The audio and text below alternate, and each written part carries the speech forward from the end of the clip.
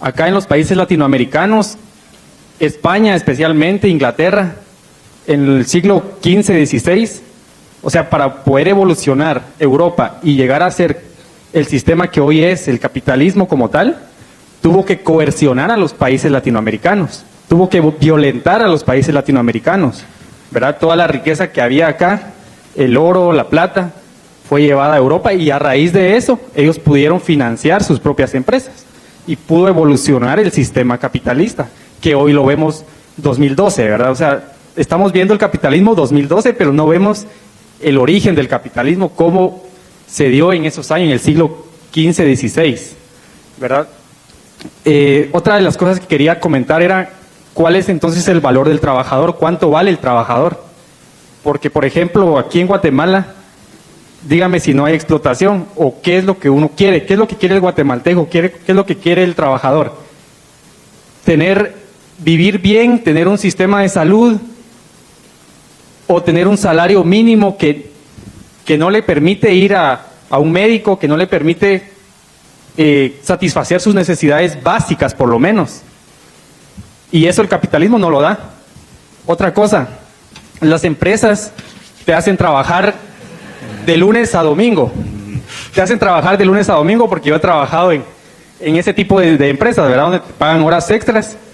Pero ¿qué es lo que quiere uno como persona, como trabajador? Uno no quiere estar ahí metido de lunes a domingo, ¿verdad? O sea, tiene que haber parte de recreación del trabajador, ¿no? O sea, que el trabajador también, su fuerza de trabajo, la reponga en horas de descanso, ¿no? No todo va a ser trabajo.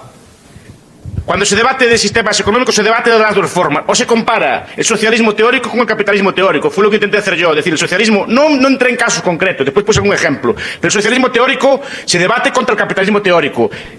Y el socialismo real con el capitalismo real. Lo que se hace muchas veces es criticar el capitalismo real, lo que existe, que es un sistema muchas veces intervenido, muchas veces con influencias socialistas, con influencia de los estados, con una especie de socialismo ideal, y eso es lo que yo no me gusta admitir.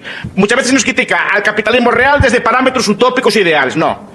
El socialismo ideal con el capitalismo ideal, y el socialismo real de los países socialistas con los capitalistas reales. Entonces, ¿en qué queremos hacer? Muchas veces se hace mucha demagogia con estas cosas. El socialismo, lo que critiqué yo es el socialismo teórico, y digo, el socialismo teórico no puede funcionar, independientemente que fueran ángeles los que gobernaran el sistema socialista, ¿no?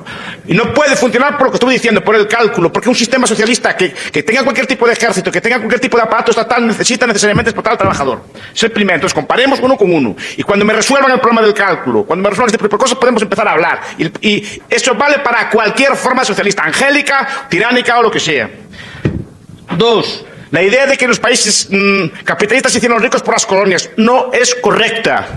El saqueo se dio durante toda la historia de la humanidad. Los europeos fueron acosados por musulmanes, fueron acosados por hunos, fueron acosados por mongoles, fueron acosados por vikingos. Los latinoamericanos no solo fueron acosados por españoles, aztecas, todo tipo de gente acosaba a los pueblos de alrededor. Los seres humanos somos todos iguales, toda la humanidad es una, y somos todos iguales y todos somos iguales de malos, no somos unos más malos que los otros. Pero aparte de eso, es una falacia suponer que los países ricos se hicieron ricos a costa de las colonias. Porque no es cierto. No es cierto ni puede ser cierto. Como, por ejemplo, como Mises en Nación, Estado y Economía y otros autores apuntan, no puede ser correcto. No puede ser correcto. Primer punto. Yo veo Suiza, Noruega, Suecia, Luxemburgo, Canadá, Australia. Canadá y Australia incluso fueron colonias o países colonizadores. ¿Qué? Estos países que acabo de citar, ¿qué colonias tenían? Y no están entre los países más ricos de la Tierra. El colonialismo, y lo explicó muy bien la Escuela de Manchester, es una piedra de molino al pescuezo. El colonialismo es un lastre, como se ve, por ejemplo, en el caso portugués. Portugal tuvo las colonias más grandes proporcionalmente de su época y es el país más pobre de Europa con mucha diferencia. Segundo punto, dígame un solo país europeo que se derrumbara al perder las colonias.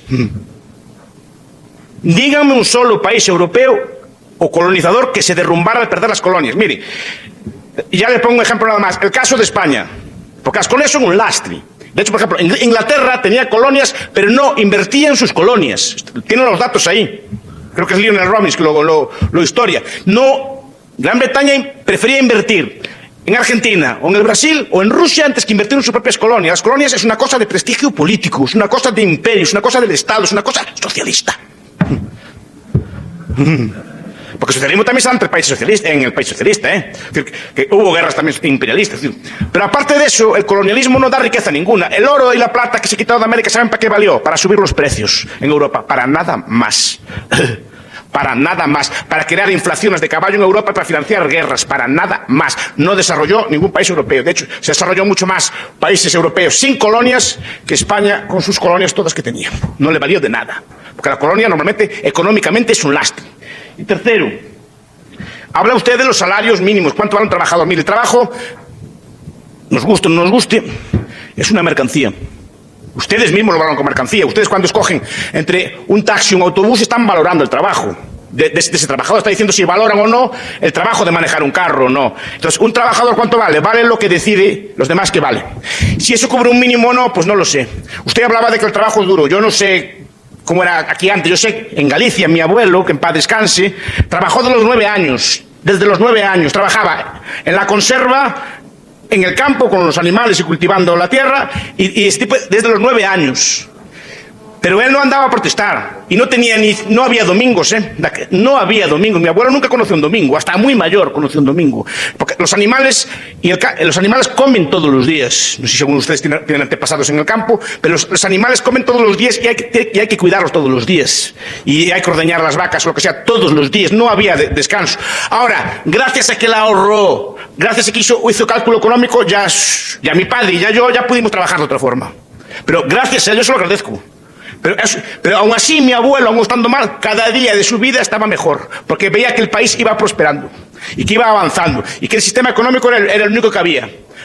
No quiso, si mi abuelo protestara que el sistema estaba mal, no arreglaría nada. Mi abuelo lo que hizo es agachar la cabeza, trabajar duro, ahorrar, y ese dinero bien invertido con cálculo derivó en la prosperidad más o menos que tenemos hoy en día. No hay otro camino. ¿Qué pasa? Que no es lento. Es lento. Es un proceso que lleva 50 o 60 años, no es mañana. El licenciado nos hizo saber los efectos positivos del capitalismo, pero quisiera que fuera más allá, en el sentido de que si solo miramos los efectos positivos de ese sistema, es como un espejismo, porque solo miramos lo que nos conviene o nos interesa. Entonces, quisiera que nos pudiera decir el otro lado de la moneda, porque ningún sistema es perfecto. Entonces, ¿cuáles son los efectos negativos que tiene el sistema capitalista? No tiene ni puede tenerlos. Me queda fácil responder. No, si quiere después prefiere que me dijera usted alguno que le pareciera mal y después se discutía. Yo no veo ninguno. No veo ninguno por un motivo, porque el capitalismo es un sistema que depende del acuerdo libre entre las partes. Y si las partes se ponen de acuerdo y lo demandan, ¿será que eso es lo que desea la gente? No puede haber efecto negativo ninguno ahí. Parecía como que la receta está lista, pero la pregunta es ¿por qué Guatemala, tomando un tema contextual, digamos, más adelante si vivimos un sistema capitalista? Les aconsejo que miren un índice, que es el índice Heritage de Libertad Económica, a ver en qué puesto está Guatemala. Miren, hay un índice, lo buscan en internet, que se llama Índice de Libertad Económica, que mide todos los aspectos de libertad económica, no solo el capitalismo, por ejemplo, las regulaciones. O sea, ¿cuántos trámites necesitan ustedes antes de abrir un negocio, por ejemplo? ¿Qué seguridad tiene la propiedad? O sea, su propiedad puede ser expropiada a voluntad o no, etcétera. Todo un conjunto de normas, impuestos, regulaciones, trabas, etcétera. Y verá que Guatemala está entre los países menos libres del mundo. Y mire, pero no solo por capitalismo, no. El capitalismo aquí es un capitalismo fuertemente intervenido. Y cuanto más intervenido está, menos se le deja. O sea, pero comparen, contrasten los datos. A eso, digamos, el desarrollo académico y intelectual científico debe ir más allá de las recetas, crear realmente las líneas que nosotros como sociedad, como país, nos lleven a ese desarrollo, porque hemos venido con esta, digamos, máscara capitalista que hemos tenido durante muchos años en Guatemala y que realmente no nos ha llevado a nada más que la explotación, porque cómo poder construir desarrollo realmente si el 85% del territorio nacional está concentrado en un 5% de la sociedad. O sea, son datos que no nos permiten construirlos y son problemas que no podemos seguir aguantando durante 60 años para que ese desarrollo se dé. Mire, un detalle. Yo tengo amigos aquí, españoles, obviamente. ¿Cómo puede ser que un carro cueste casi un 50% más en un país supuestamente más pobre que el nuestro, que en España? Un carro. ¿Cómo puede costar el mismo carro un 60% más aquí que en otros países? ¿Cómo puede costar cualquier bien de consumo importado un 60% más que en mi país? Por los aranceles y un intervencionismo brutal. Eso no es capitalismo, eso los empobrece a ustedes todos. Por ejemplo, les dificulta tener carros, por ejemplo. Ese tipo de cosas. No puede ser que el mismo automóvil cueste un 60% más aquí. Y es el mismo carro. Porque hay alguien que le mete aranceles en el medio. Diga usted. Acá entre nosotros nunca se hace claro, por ejemplo, ahorita, qué es un capitalismo de libre mercado y qué es un capitalismo en donde hay empresas o sectores protegidos, que es lo que pasa aquí en Guatemala. Todos se cuestionan acerca de la pobreza, de la extrema pobreza en Guatemala, y lo primero que hacen es decir, es culpa de los ricos. Pero hay que dividir y separar, porque hay millonarios que se han hecho millonarios por una idea que tuvieron y que pensaron siendo pobres, viviendo en extrema pobreza. Hay empresas, ustedes pueden averiguar el historial de las empresas que empezaron de la nada y por una idea brillante, hoy satisfacen las necesidades de muchos de nosotros aquí, pagan impuestos, les pagan bien a sus empleados, y es una empresa que funciona bajo el libre mercado. Tenemos que analizar las otras empresas que son las protegidas por el Estado, las cuales sí le han hecho daño al país. Pero si nos cuestionamos, yo he trabajado con gente que vive en extrema pobreza y llego al punto a veces en el sentimiento que yo veo como hay gente que tiene tanto y esas personas viven así. Pero si empezamos a pensar en la solución, ¿cuál será la solución? ¿Quitarle la libertad a todos y que todos vivan igual? ¿O que busquemos una sociedad libre de mercado donde todos tengamos la oportunidad de producir, de satisfacer nuestras necesidades y que no sean empresas protegidas? Pero es lo que no se nos enseña, o sea, solo es o capitalismo o socialismo, o ricos o pobres. Pero hay que saber dividir esas dos. Perfecto, no tengo nada que añadir.